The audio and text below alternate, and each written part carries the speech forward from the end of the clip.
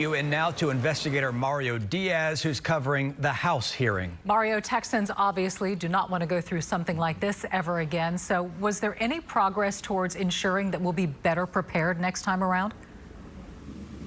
Dominique, many people want that immediate change, considering all of the death and destruction that this storm brought to Texas. But that transformational change truly is a complex process. View today's testimony similar to the first day of school, a chance to get a better understanding of the grid system. But at the same time, it allowed for representatives to also ask tough questions.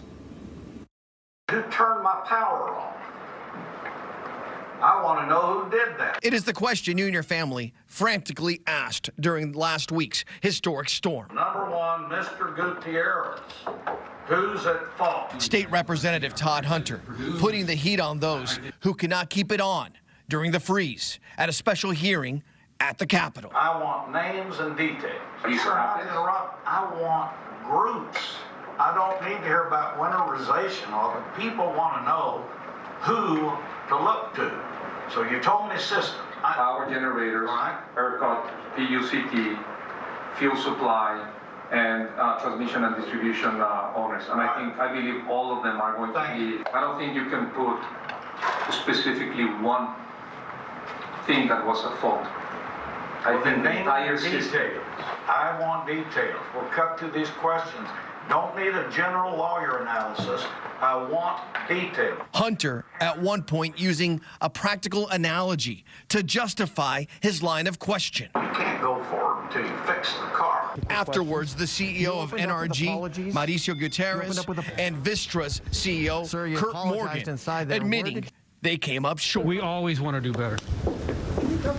Nobody's perfect. The lack of perfection resulted in dozens of lives lost, billions in destruction, and tens of thousands left struggling, all in the midst of a deadly pandemic, which is why there are calls for an imperfect industry to change. There is a lot of things that we can do differently.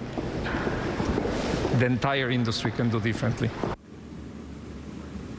And that is what many people are hoping for. Keep in mind, these were the CEOs of the energy companies that testified here at the House. ERCOT's leadership still is on deck here behind me. Where do we go from here?